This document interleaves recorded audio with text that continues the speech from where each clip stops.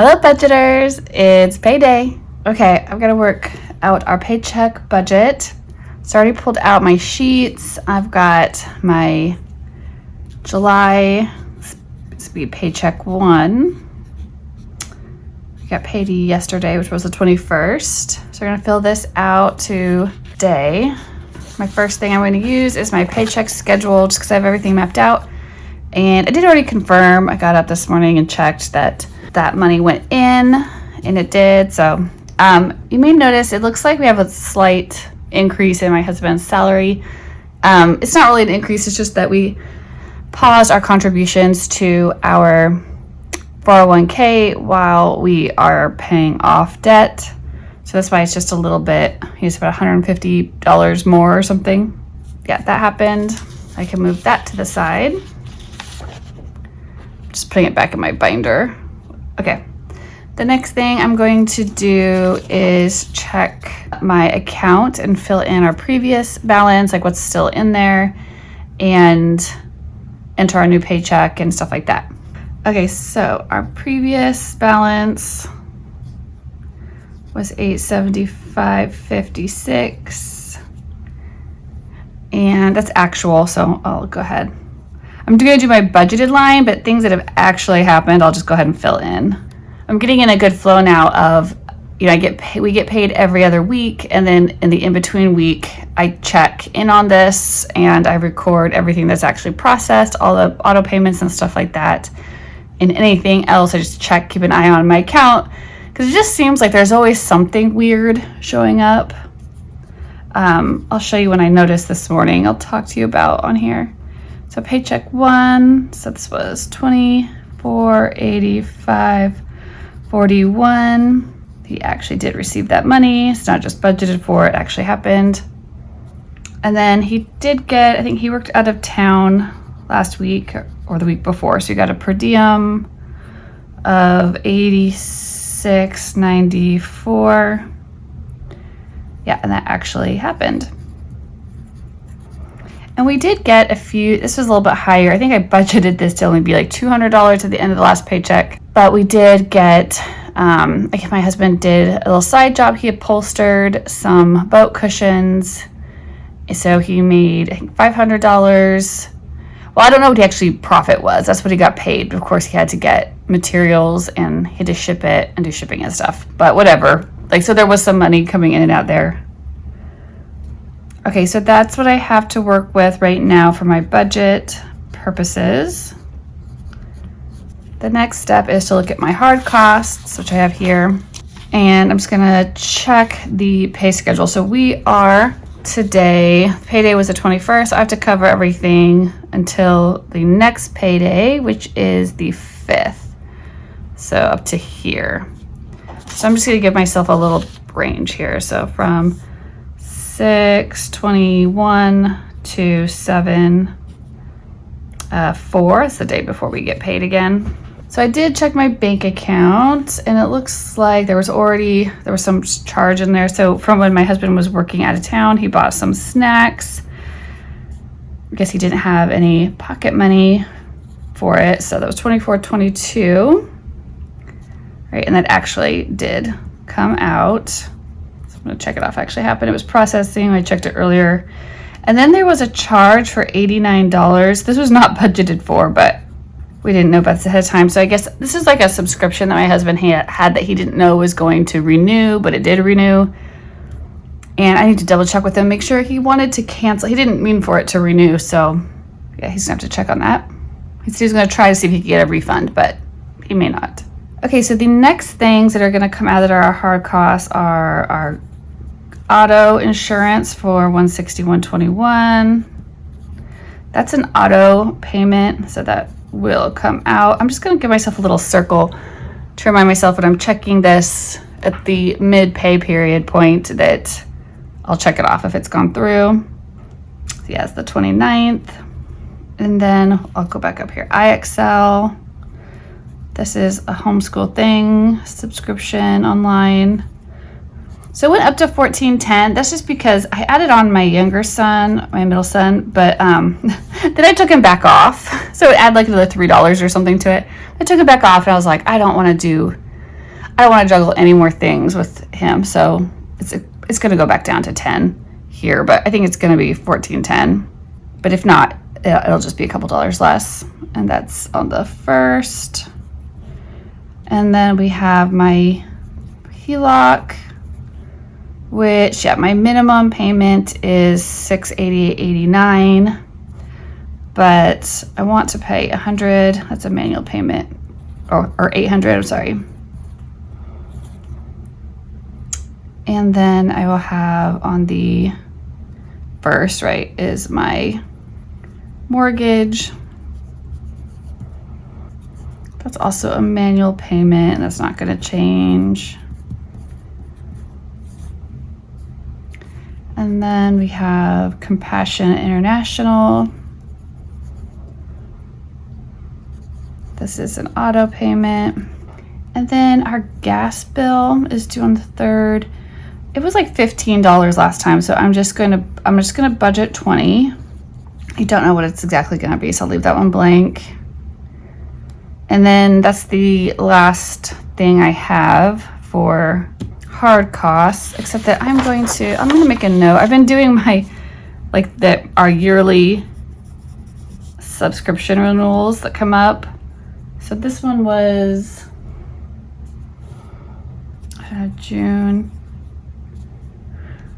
around the 20th. I would think 2025. I'm just writing that there in case it comes up again to check it, that's what it was before. Okay, hard costs. I'm putting that back in my binder. Okay. All right, so let me total up. My total budgeted hard costs are $26, $23, $17. Okay, so more on our outgo, our cash envelopes. So the envelopes I am funding currently are my groceries / household items that we need at $600. And then gas, I usually was doing 80, but I'm just gonna round, or 75. I'm rounding it up to 80 just because my ATM only gives me 20s. So I'm trying to make everything rounded to a 20. My husband needs to have some pocket money. And I just thought like fun money. We'll do 20 and miscellaneous. I had like $10 left over, so usually I do like 50. I was gonna do 50, but I'll just say 40 because I already have 10 in there. So that's a total of 760.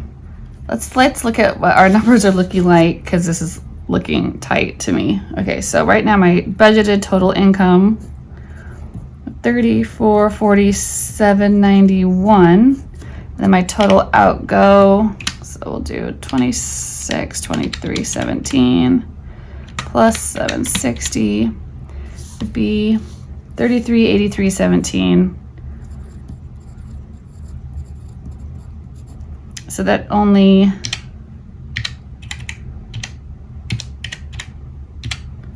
leaves me a positive balance of 64.74.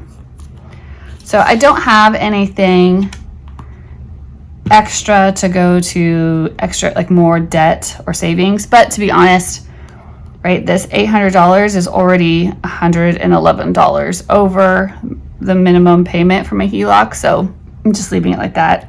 And so I mean, I could have split that up. I could have put the the 6 whatever, and then I put the 111 over here if I wanted to.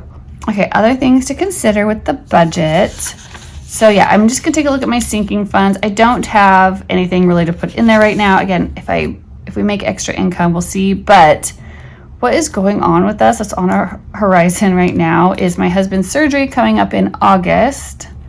I know that's gonna be $600 for our surgeon that we will be responsible for on our end. And I know that the hospital has not got back to us on what the hospital fees are, like for anesthesia and the operating room. I don't know what our insurance is going to cover and how much we'll be responsible for, or if we'll be responsible for all of it. Like, I don't know. I've asked my husband about that too. I'm like, if we don't have the cash to cover your surgery, like, it's not like a life-threatening thing, it's something that he could wait on. He's just, uncomfortable. But do you want to wait for them to until they get back to us? Because they've already scheduled it. and see how much it is. And if we don't have that much cash on hand, if we can't possibly save that much by then, do you want to push it off? Or, yeah, so we're still kind of having those discussions about his healthcare and our issues. But yeah, until they give us those numbers, we really can't make a final decision. So we'll see. And of course, our house, I think I've talked about this before, our house is like super old, right? It's like 120 years old. Well, all the trees on the property are super old, and they're the type of trees that should not have ever been planted like on residential land, like around houses. They're like giant, huge, towering, like 2-3 times as tall as the houses, right? Huge trees, and they're like as old as that. I swear they're like as old as the houses in our neighborhood, and they're constantly dropping limbs that are the size of trees on people's, I don't know, we've lost so many fences. We've lost all our patio furniture to stuff falling on it. Our roof has been cracked by a giant limb falling on it. Yeah, that our insurance company refused to pay for, P.S. So, yeah, so of course, like this week, one of these giant limbs falls. It's like right on the property line, but it's on our side, and is like over into the neighbor's yard now. And it was like, and it's still like partially, it didn't like just fall all the way off. Of course it cracks and it falls, this giant limb. And it's like still attached though, kind of up at the top. It's not like it could just fall down and we could just get a saw and cut. Like, no, we're gonna have to go like rent a lift and like go, I don't know how much those things cost a day. It's it adds up when you have like no money, to spend on unexpected expenses like this. That'd be the type of thing that I'd like to spend our emergency fund money on, like just unexpected things like that. But at the same time, I'm like wanting to save for my husband's surgery. I was like, just of course. It's just anything that can go wrong will go wrong, right? Like, of course. Why wouldn't that happen? Okay. Yeah, so I can't really contribute anything else to my sinking funds at the moment. So I'll just stick that away just because there's nothing to put in there. One thing that's new is this sheet. And I got this idea from one of you about writing things down, like to, struggling with like impulse purchases, and also the fact that my husband and I are both like independently buying things. And yeah, I'm not purchasing anything off of here. Obviously I had no room on my budget for anything, but I just wanted to show you. I'm gonna go put it back on the refrigerator, and we'll see how, as we keep budgeting, how hopefully my husband and I can both modify our behavior in a more controlled, mature way. Okay, so the last thing to do is to actually go in and the things that are manual. So I've got my HELOC and my mortgage to pay. I'm just going to go ahead and do them now so I can check them off. So I paid those, and then I just wrote it down. I just went ahead and recorded my payment.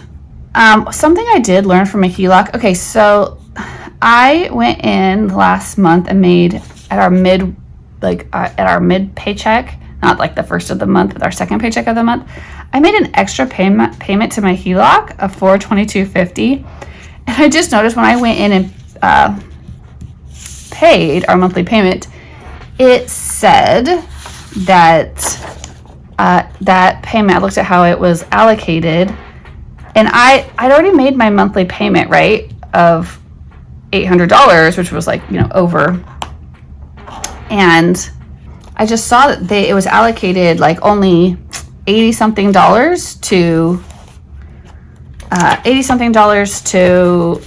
principal, and like $300 and something to interest. And I was like, what is that? I thought I was making a principal only payment since my I'd already made my monthly payment, which included interest. So I was thinking that $400 and something was going to be purely paying down my principal.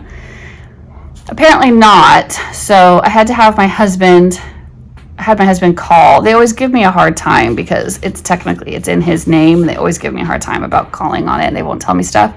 So you had to call, and they said if you, so I just learned this. If you want to make a principal only payment, you have to, there's no way to choose that option within their website. You have to call in and tell them every time, I want this only to go to, this is additional principal only. So then I was like wondering if they've been, now I'm wondering if I shouldn't be making extra large monthly payments. I'm wondering if they're like, I'm thinking that